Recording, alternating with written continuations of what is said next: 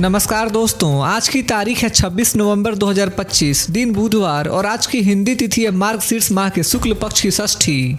तो दोस्तों, सबसे पहले तो आज के दिन का इतिहास जान लेते हैं। 26 नवंबर भारतीय लोकतंत्र के लिए एक बहुत खास दिन है। इसी दिन 1949 में भारत की संविधान सभा ने हमारे संविधान को आधिकारिक रूप से अपनाया था। संविधान देश का सबसे बड़ा कानून है जो नागरिकों के अधिकार, कर्तव्य और सरकार की काम करने की व्यवस्था तय करता है। हालांकि संविधान 26 नवंबर को अपनाया गया था, लेकिन इसे पूरे देश में 26 जनवरी 1950 से लागू किया गया। इसलिए हर साल 26 नवंबर को संविधान दिवस और 26 जनवरी को गणतंत्र दिवस मनाया जाता है। यह दिन हमें संविधान के महत्व और उसके सम्मान की याद दिलाता है। तो दोस्तों, ये था आज के दिन का इतिहास। तो चलिए अब जानते हैं आज की देश भर की सबसे बड़ी खबरें हैं। कल अयोध्या में एक बहुत बड़ा ऐतिहासिक पल देखने को मिला। प्रधानमंत्री मोदी ने राम मंदिर के शिखर पर सैफ्रॉन फ्लैग फहराया। यह फ्लैग मंदिर के मुख्य निर्माण के पूरा होने का संकेत माना जा रहा है। मोदी जी ने कहा कि यह सिर्फ एक झंडा नहीं बल्कि हमारी सिविलाइजेशन और हमारी आस्था का सिंबल है। इस कार्यक्रम के दौरान पूरा अयोध्या डिवोशन और एनर्जी से भरा नजर आया। सिक्योरिटी भी टॉप लेवल पर थी ताकि पूरा आयोजन पीसफुली पूरा हो सके। अयोध्या में अपने भाषण में प्रधानमंत्री मोदी ने कहा कि सदियों पुराना सपना आज पूरा हो रहा है। उन्होंने कहा कि भारत एक नए कॉन्फिडेंस के साथ आगे बढ़ रहा है और दुनिया में राम माया भारत की नई पहचान बन रही है। मोदी जी ने यूथ से कहा कि वे देश के लिए बड़े सपने रखें और हार्ड वर्क से उन्हें पूरा करें। यह पूरा कार्यक्रम एक ग्रैंड स्पिरिचुअल मोमेंट की तरह रहा जिसे करोड़ों लोगों ने लाइव देखा। कल पीएम मोदी के दौरे के कारण अयोध्या राम मंदिर में दर्शन का समय बदल दिया गया। मैनेजमेंट ने सुबह के दर्शन रोककर सुरक्षा कारणों से दर्शन दोपहर में शुरू कराए। बड़ी संख्या में डिवोटीज मंदिर के बाहर इंतजार करते दिखाई दिए। विजिटर्स को लगातार अनाउंसमेंट्स के जरिए अपडेटेड टाइम बताया गया। सिक्योरिटी टीमों ने पूरा एरिया कवर किया हुआ था ताकि किसी भी क्राउड प्रेशर को कंट्रोल किया जा सके। दोपहर बाद दर्शन शुरू होते ही लोगों में खुशी दिखी। कुरुक्षेत्र में कल गुरु तेग बहादुर जी की 325वीं शहादत दिवस पर एक बड़ा कार्यक्रम हुआ जिसमें पीएम मोदी भी पहुंचे। मोदी जी ने कहा कि गुरु तेग बहादुर जी की बलिदान गाथा पूरी दुनिया के लिए इंस्पिरेशन है। उन्होंने बताया कि धर्म और मानवता की रक्षा के लिए ऐसी शहादत बहुत रेयर होती है। मोदी जी ने देश को उनके दिखाए रास्ते पर चलने की अपील की।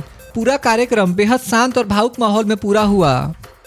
पीएम मोदी ने ऐलान किया कि 27 नवंबर को वे भारतीय स्पेस स्टार्टअप स्काईरूट एरोस्पेस के नए इंफिनिटी कैंपस का उद्घाटन करेंगे।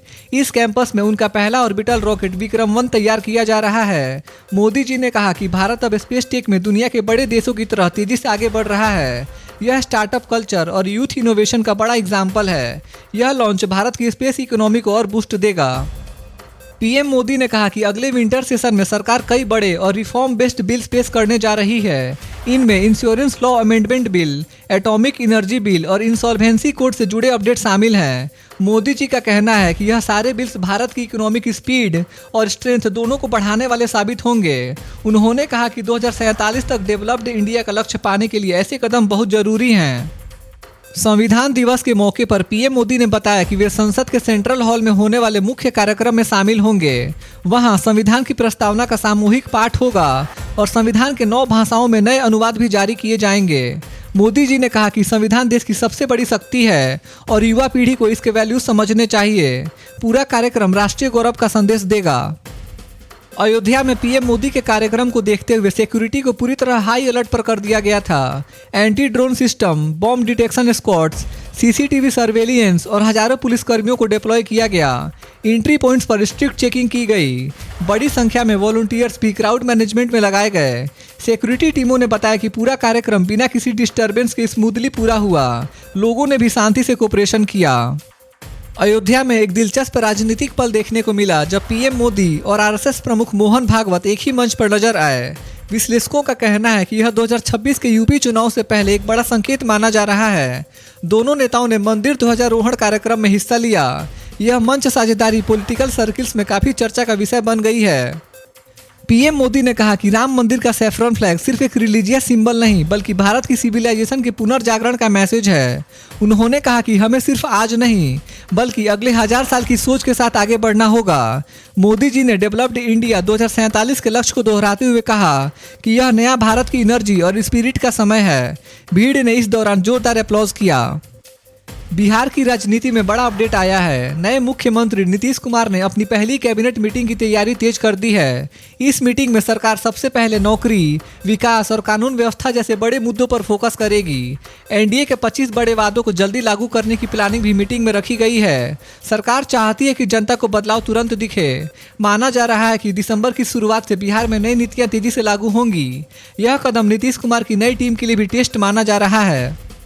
बिहार विधानसभा का पहला सत्र 1 दिसंबर से शुरू होने की तैयारी में है। आज मिली जानकारी के मुताबिक इस सत्र में नए विधायकों की शपथ, विधानसभा अध्यक्ष और उपाध्यक्ष के चुनाव जैसे अहम काम पूरा होंगे। सत्ता बदलने के बाद यह पहला बड़ा राजनीतिक आयोजन होगा जिस पर पूरे राज्य की नजरें टिकी हैं। माना जा रहा है कि विपक्ष इस सत्र में नई सरकार को कई मुद्दों पर घेरने की कोशिश करेगा। जन सुराज के संस्थापक प्रशांत किशोर ने पहली बार माना है कि चुनाव न लड़ने का फैसला उनकी बड़ी गलती हो सकती है।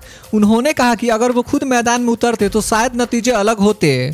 उनकी पार्टी एक भी सीट नहीं जीत सकी, जिससे पीके काफी दुखी दिखे। अब उन्होंने खुद को सुधारने और जनता से जुड़ने के लिए मौन व्रत और आत्ममंथन शुरू किया है। आने वाले समय में पीके अपनी रणनीति में बड़ा बदलाव कर सकते हैं। बिहार चुनाव के बाद आरजेडी नेता जगदानंद सिंह ने बड़ा आरोप लगाया है। उनका कहना है कि कई ईवीएम में वोटिंग शुरू होने से पहले ही 25,000 वोट्स मौजूद थे। उन्होंने चुनाव आयोग से इसकी जांच की मांग की है।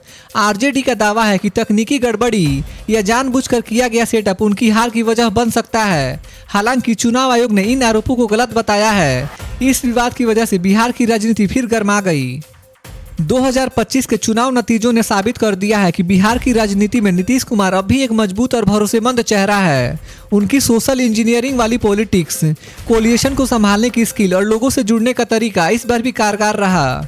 एक्सपर्ट्स का कहना है कि उनका work plus discipline plus development model आज भी जनता के बीच पॉपुलर है। यही वजह है कि चुनाव में एनडीए को साफ जीत मिली। बिहार की राजनीति में एक नई चर्चा तेज हो गई है। नीतीश कुमार के बाद एनडीए का चेहरा कौन होगा? वहीं महागठबंधन में भी तेजस्वी यादव की नेतृत्व क्षमता पर सवाल उठ रहे हैं, क्योंकि इस बार आरजेडी को बड़ी हार मिली है।